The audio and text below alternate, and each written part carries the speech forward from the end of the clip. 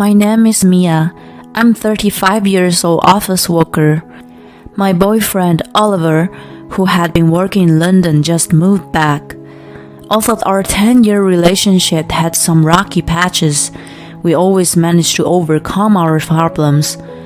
My dream of getting married in my 20s didn't come true, but it didn't matter as long as he was with me after all. I was content. We should tell our parents about our engagement sooner than later. Who should we go and see first? He asked while we were hanging out, and I paused for a bit. Yeah, well... He looked at me suspiciously when I trailed off. Oh no, you're changing your mind? I finally came back for good. Oh no, that's not it. I'm really happy that you're back, but... The reason I added "but" at the end of my sentences was that his mom popped up in my mind. If I married Oliver, that woman was also going to be a part of our life. It cast a shadow over our marriage life. I met her about 10 years ago when I was still 25 years old. Oliver and I were already together and bumped into her on the street after work. Oliver, what are you up to? Oh, are you on a date? I'm his mother, Angela. Nice meeting you. She was 47 at that time. I was astonished by her appearance. She looked much younger and was beautiful. Nice meeting you too. I'm Mia. I scurried to give her a kiss on the cheek. She looked me up and down as she was assessing my appearance. I was not wrong to be paranoid. We decided to grab a drink, and as soon as Oliver went to the bathroom, Angela started saying, I could sense Oliver was seeing someone and was hoping you would be prettier. I had no idea he was into an ordinary girl, she said with a spiteful smirk. Not only the face, but the body too. Plump, if I say nicely. Or Oops, what am I saying? Sorry. She didn't look sorry. I was indeed chubby, but how rude was she to remark on my body? I was about to retort when Oliver came back. Oh, you're back. I was having a nice chat with Mia. We hit it off, right? As soon as he came back, Angela smiled and pretended to be a good mom. Whoa, what a change. I was amazed. After we separated, I asked Oliver, Hey, what's your mother like? She's so beautiful. Yeah, she used to have a reputation for it in her town and won the local beauty pageant. So, it seems she's still into taking good care of herself. She isn't so bad for her age, is she? Indeed, she did not look bad. She looked at least 15 years younger than her age, but her personality was a disaster. I couldn't say that to Oliver, who seemed to be proud of her. If I married him, she would be my mother-in-law. I already felt uneasy back then. 10 years passed. Oliver was sent to work abroad soon after the incident. He left for London, and our engagement plan was put on hold. I didn't see Angela for a long time, and now... Hey, are you feeling uneasy about our marriage? Oliver asked me as I was lost in my thoughts. I get it. Your dad must be concerned about you getting married to me. Oops, my bad. I got caught up in the bad memories of the past. I had given him the wrong idea. It's nothing. I'm just feeling pre-marriage blues. I'm determined to marry you, don't worry. I tried to be cheerful for him. Whoever was to be my mother-in-law, it wasn't like I was marrying her. Besides, it had been 10 years. She must have changed, I tried to tell myself. However, it was just my wishful thinking. I was on the way to Oliver's house with him the following weekend. It wasn't for the engagement announcement, but we were just retrieving something he forgot. He left tickets for the movie we were going to watch. Thanks to him, we didn't have enough time to grab lunch beforehand, but we could have hot dogs and popcorn, I was thinking. Oh, we'll probably make it on time. Wait here, I'll be right back. He slammed the front door and rushed inside as soon as we got into his house. Why such a noise, Oliver? You're back already? Oh, you. When Angela heard the commotions, she popped her face out of the porch. Good afternoon. I tried to smile. She then burst out laughing. Oh my God! It's you from 10 years ago! That plump pigget! Was she talking about me? Whoa, you guys haven't broken up. Oliver's got a weird taste. I never imagined that he was still dating the same girl. Why doesn't he find a younger one? I was stunned when she commented with a sly smile. Excuse me? Don't you agree? He's an elite back from London. I'm sure there's a lot of girls eyeing him. You seem to have lost a little weight, but you aged. You were in your 20s 10 years ago, so in your 30s now? Oh no, you're almost grandma. If I aged 10 years, she did too. However, she looked the same as 10 years ago. I thought she must have been a witch. It's Mia, right? If you have common sense, you should back off. You need to really assess if you're up to his standard. Get it? At that point, Oliver ran out to the porch. Sorry for the wait, I couldn't find the tickets. Let's go. What are you doing, Mom? Angela replied nonchalantly. Nothing. You better hurry. The movie is starting soon. Right? Come on, Mio, let's go. He grabbed my arm and put me out of the porch. I couldn't retort to Angela and couldn't tell Oliver. If he found out what she had just said to me, how was he going to react?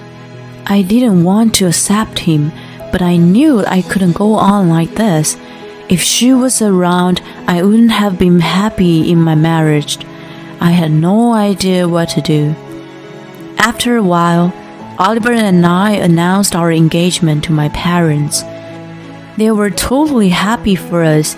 My dad had an idea to have me married off to a man of his choice, but he respected my decision and asked us for a favor.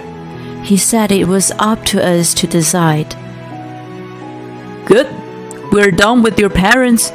It's my parents next weekend. Oliver stretched out his arm as his tension was eased. Immediately after we were out of the house. Yep. Angela was going to be there. She was finally going to find out about our status. I worried. Oliver noticed my demeanor and said, Don't worry, I'll be with you. His words gave me a bit of peace of mind. The day finally came. I was nervous. What's wrong, Mia? Are you nervous? Oliver laughed at me as I kept taking big breaths. I get it. I was so tense when I went to yours. And to tell your father, don't worry about my parents. They are both laid back. You've already met my mom anyway. That was why I was nervous. I screamed in my head. Oh, welcome. You're Mia. I'm Ken. Oliver's father. Ken gave me a warm welcome at the porch. Hi, welcome. Angela popped her face out from behind him. I freaked out when I saw her. She had tons of makeup on. It was as if she was going to a party. Glitter eyeshadow was glistening around her eyes. Her clothes weren't for a party, but she still looked like she was going to some event. I knew it wasn't for this occasion, but to show off her beauty, I discreetly checked myself. My dress was fine. My stockings were running. My accessories were modest. My dress was dry cleaned and had not a wrinkle. My hair was blow-dried. I cleaned my makeup in the car and reapplied a lip gloss. Just when Angela was passing by me, she whispered, "You have lip gloss on your teeth." I hastily covered my mouth, but when I checked while no one was paying attention, there was nothing on my teeth. Angela just wanted to see me flustered. When I put my mirror back, I stared at my phone in the bag. My fate was to be decided on that day. Ken and Angela returned to the living room. "Dad, Mom, we're planning to get married."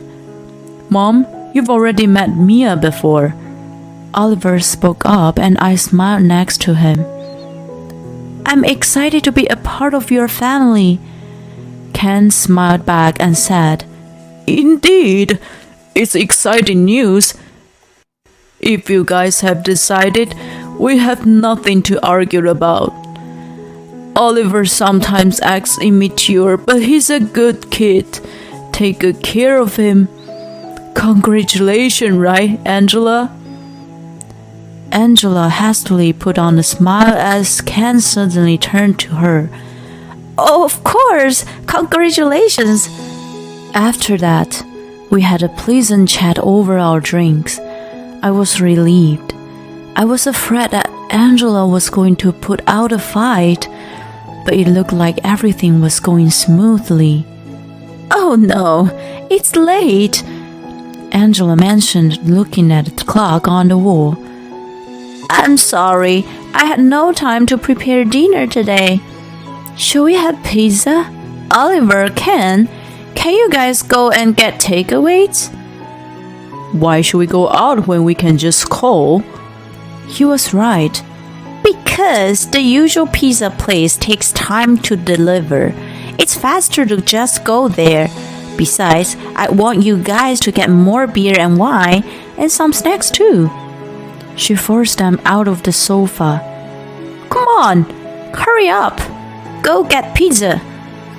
They were forced out of the house by Angela's insistence. The reason why she made the two of them go out because her parents right after. As soon as they were out of the door, her true color came out. "Oh no, it finally came to this point. You are such a brazen woman, aren't you?" Angela sat back with crossed legs on the sofa. "I've been telling you that you don't deserve Oliver. You don't even have the decency to back out on your own. You know what? He can get a more beautiful and younger woman. But before he realizes it, you lock him in, like you refuse to let go of the prey. Now you come here to be congratulated on your engagement?" I asked, "Well, what about me that you dislike?" "Everything. All of you. You're not a beauty. Yet you're about to steal my son from me. I'm disgusted by the idea." I countered, "But he loves me. Of course, I don't think I'm so beautiful myself." Angela scoffed. "But you know, if you guys have a baby, it's my grandchild. I won't accept a grandchild who isn't even pretty.